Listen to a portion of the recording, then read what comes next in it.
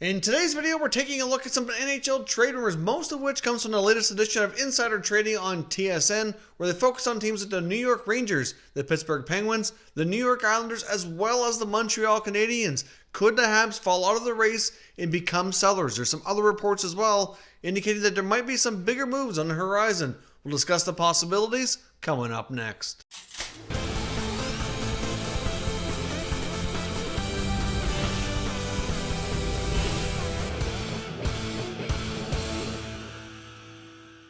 So welcome back to another video here at Top Shelf Hockey. As I mentioned, we have some trade rumors I want to have a look at today and see what everybody thinks. There's going to be lots of rumors, lots of speculation as we get closer and closer to the NHL trade deadline. Of course, we're about 5 to 6 weeks out now, so there's certainly lots of time for teams to make moves, lots of teams to evaluate their positions and where they stand and what they need and what they want to do heading into the playoff season. Now, as I mentioned, most of today's information comes from NHL Insider Trading on TSN. They did touch on the New York Rangers and the situation going on with prospect Elias Andersson, who, of course, as we know, is headed back to Sweden. He's been technically suspended by the team. There were some other reports out there indicating that he might be suffering from some mental health issues. There's been talk that he might need a surgery.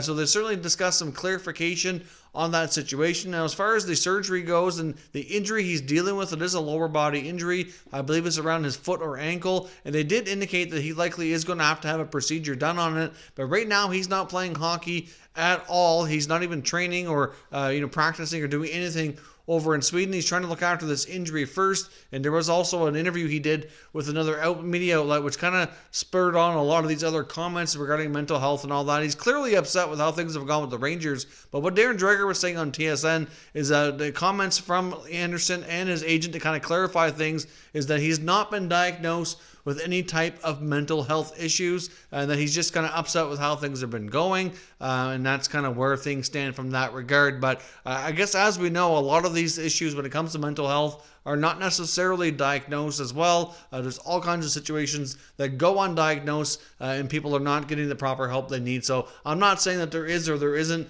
anything like that going on with Anderson. All I'm saying is just because he hasn't been diagnosed doesn't mean that he couldn't be dealing with something. It's clearly, a pretty difficult time in his life right now. He had a very promising hockey career that he certainly might be looking at and thinking it's slipping away from him. Not happy with how things gone with the Rangers. But Bob McKenzie did allude to the fact that the Rangers have fielded several calls on Anderson. There does appear to be some interest, but they're just a little bit cautious on how they go about making this deal.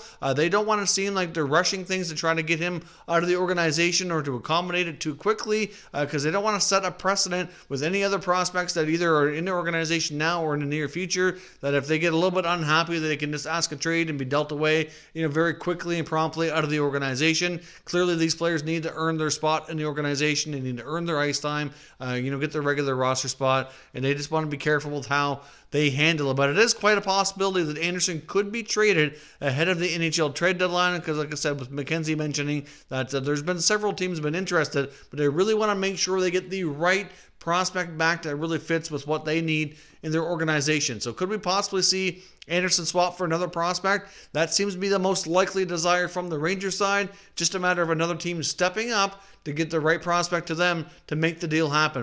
Just because lots of teams are inquiring doesn't mean they're real serious about it, and I guess we'll see if anything materializes over the next 4 or 5 weeks before the deadline hits, or will we have to wait further along to see Elias Andersson return to the NHL? Now, the NHL insiders went on to discuss the Pittsburgh Penguins quite a bit, and it looks like Alex Galchenyuk more than likely will find himself in another home yet again here in the very near future. It looks as though the Penguins are very actively interested in moving Galchenyuk out of the organization. It just has not worked out at all. He's mostly playing more of a bottom six role, and that's not really what his skill set is really should be used for, and he's not fitting in with the Penguins' top six, so they certainly can't put him up there because it just has not worked out, and it's believed that they very well might look to trade him for maybe like a second round pick or maybe even like a bottom six type of forward, because that's essentially what he has been playing for them. So they don't necessarily need a top six winger or forward in return, although that would be nice, but he's not going to fetch that kind of return, at least not on his own. So Galchenyuk more than likely is traded if Rutherford can find the right deal, but I think they're just going to want to move on here and kind of cut their losses at this point. Obviously, He was one of the big pieces that came over in the Kessel trade from Arizona, and it just has not worked.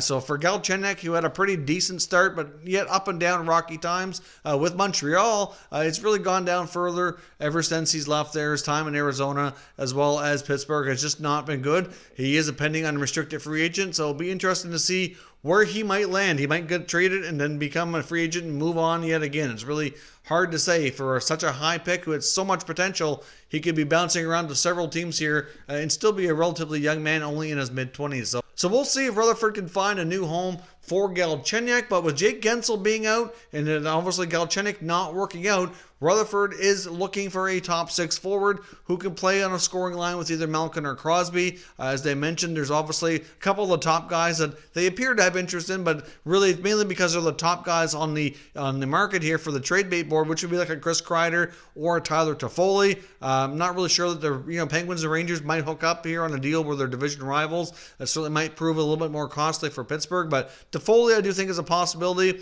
And there's also the possibility as well that they stress that Rutherford might not really want to get into the rental market, that he might be more interested in a pure hockey trade where they can get somebody with term to come back and kind of solidify that top six and give them some cost certainty from the contract perspective for a longer period of time, which could possibly even see maybe Galchenyuk packaged up with another roster player and moved on for another, solid winger coming back. One name that certainly comes to mind we know that the Penguins had interest in was Jason Zucker over in the Minnesota organization. Now, not saying that the Wild are going to start shopping him again. I know we had a couple of really close almost trades that never came to be, and it's certainly been made clear by the Wild, at least since Bill Guerin's taken over, that he didn't really want to trade Zucker, and I know he's injured right now as well. So I'm not really sure that would come to be, but I know that they've shown a lot of interest in the past, so if he happens to be back playing before the deadline, can show that he's healthy, depending on where things are at with Minnesota, maybe, just maybe, we could see an old-fashioned hockey trade with a small package going either way,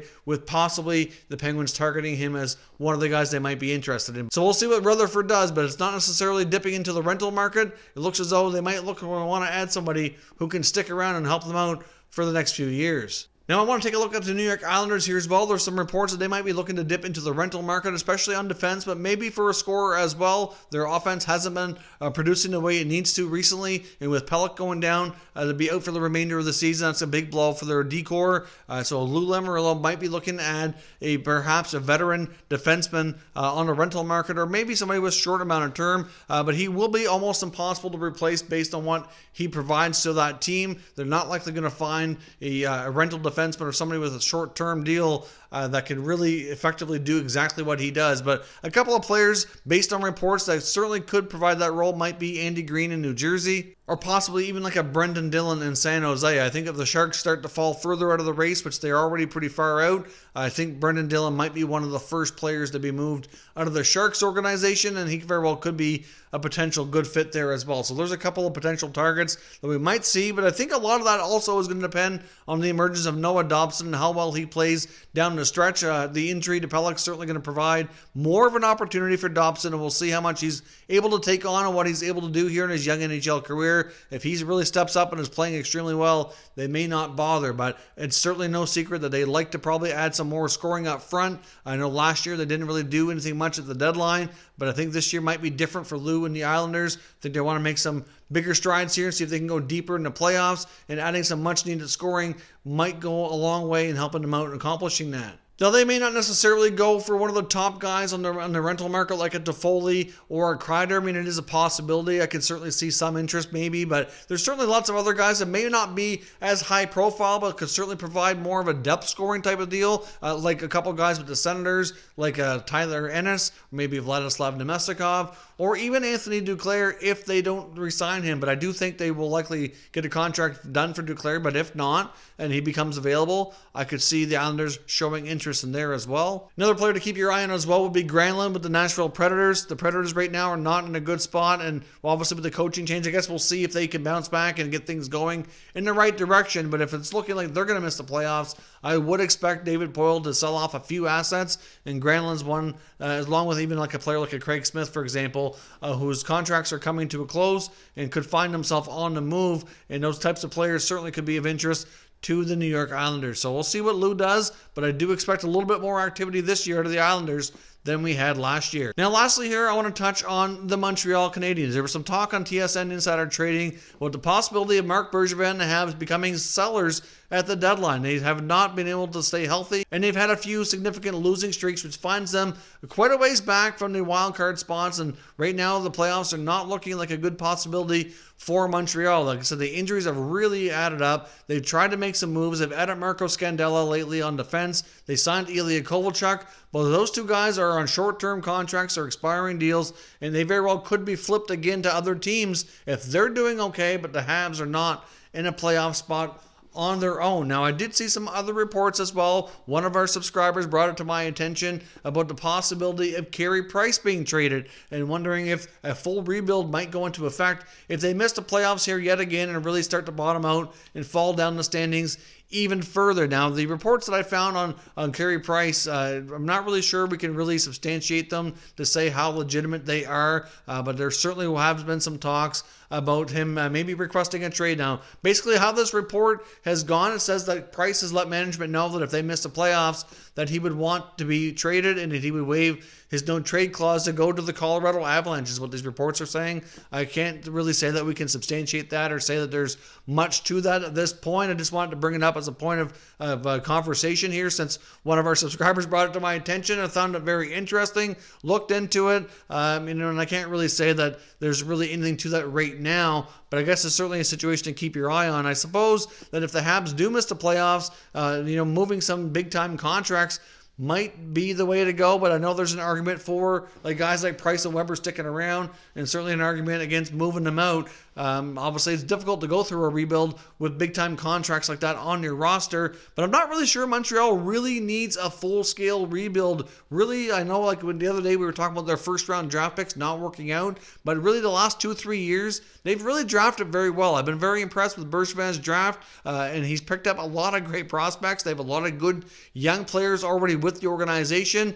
They have some, middle-of-the-road veteran guys that are not too old yet that can still be key contributors as well. I mean, they are missing some pieces, clearly, to become a solid contender, but a lot of that can come from the prospects developing. So I'm not really sure they really need a full teardown here. But I suppose when it comes to the veterans like Weber or Price, I guess it's possible it could come to the point that if they really want to win now before their careers get too close to the end, that maybe they would want to be traded for that opportunity to come sooner than later. It's difficult to say, but if you see the reports out there for Carey Price, they're saying that he wants to be traded, and the link to the Avalanche, I guess the Avs seem to be the team that keeps coming up. It's not the first time that I've seen reports like this, but it's also generally not the top insiders, the most reputable sources, which is why I kind of even hesitated talking about it today, but I just wanted to make sure, give you my thoughts on it in case other people are seeing this out there. I think the main reason why there seems to be a direct link to the Avalanche is just because of the history of Patrick Waugh. Back in the day, obviously got traded from Montreal to Colorado. We all know what happened there, at least if you're a long-time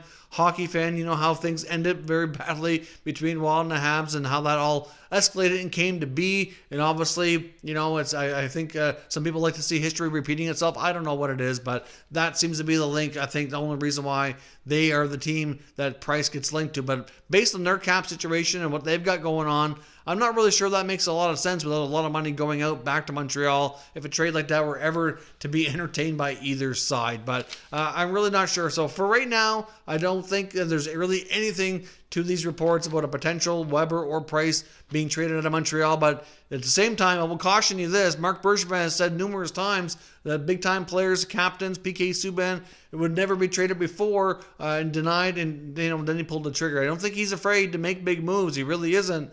But it's just a matter of what makes sense for this organization at this time. So I guess we will see. But could the Montreal Canadiens become sellers at the deadline? It's a distinct possibility. They have a lot of depth pieces that are pending unrestricted free agents that very well could be traded. That part would make sense for them to make some small minor deals that way to try to recoup some assets for some expiring deals. But as far as a full-scale rebuild or some of their top veterans leaving town, I think that's a little bit premature, and even if it were to go down, that's something that would be more likely for the offseason than anywhere near the trade deadline. I don't think we're anywhere near that taking place at all, but I'd love to know what your thoughts are on the Montreal Canadiens. Do you see them becoming sellers at the deadline?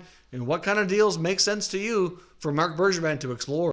That is all your latest updates for today. So, of course, as always, want to know your thoughts and opinions on all the items discussed today. Let me know your thoughts down in the comments. We'll continue the conversation. If you're new to the channel, consider subscribing and consider checking out our channel membership options where you can get some great perks for a small monthly fee as well. Thank you very much for watching, and I will catch you next time.